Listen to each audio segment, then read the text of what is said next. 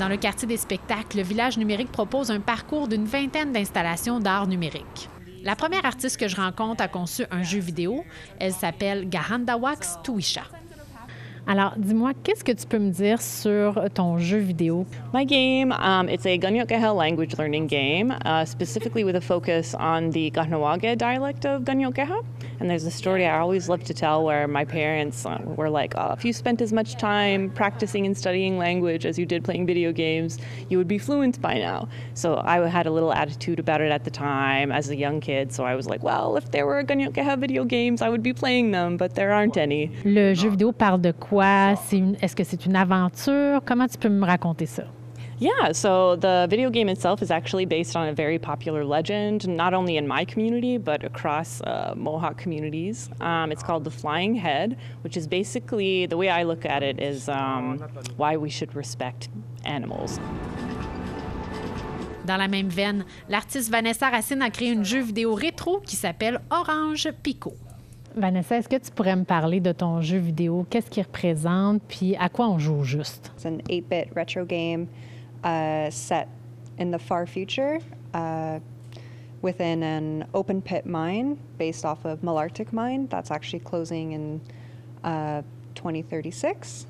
And it's kind of a reimagining of how we can use these kind of colonial landmarks and scars on the earth and how we can reimagine them into cities. Mais je trouve ça intéressant que les cicatrices peuvent être repensées. Comment est-ce que tu les réimagines? I'm reimagining them as urban city spaces where the land kind of is revived and reused for not just agriculture, but also for living and bringing together Indigenous communities and non-Indigenous communities kind of into this one space. Puis dis-moi, qu'est-ce qui t'a inspiré à faire ça? Puis pourquoi tu tenais à faire vivre un monde dans le futur?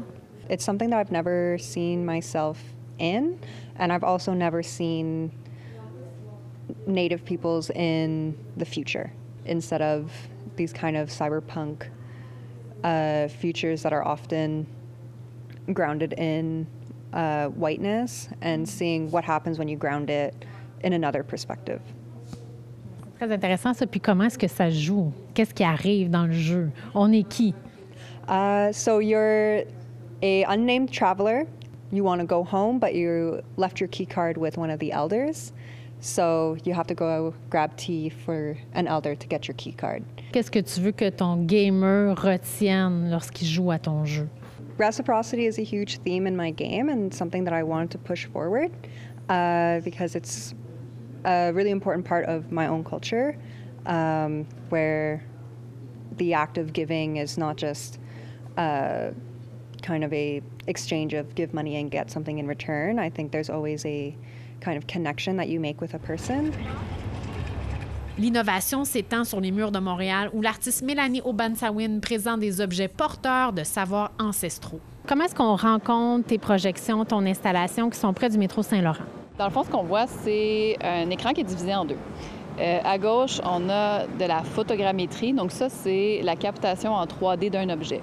Donc à gauche, on voit ces modèles 3D-là, qu'on essaie de observer de plus près. On s'approche toujours de plus en plus pour essayer de voir comment ils sont faits. Mais comme c'est un modèle 3D, on ne peut pas voir la texture du bois, on ne peut pas voir la technique de tressage du panier de freine, par exemple. Puis à droite, on voit l'intérieur de ces choses-là. Donc les wireframes qu'on appelle dans les termes en 3D, c'était pour moi une manière de mettre en image cette frustration-là, comme de ne pas avoir accès de manière physique à ces objets-là. Et puis plus tu essaies de les regarder, plus finalement ils se dématérialisent. Comment est-ce que tu as fait le choix des objets? J'ai choisi des objets d'abord qui étaient liés au guide de chasse et pêche. Les Abénaquis ont longtemps guidé des gens riches américains. Et dans le fond, il y avait une cope, donc c'est une tasse qui est faite dans un nœud d'arbre et qu'on attachait à la ceinture avec comme une cocotte ou quelque chose comme ça avec un lacet de cuir. Et donc la cope que j'ai choisie dans la réserve, c'est une qui a appartenu à mon arrière-grand-père.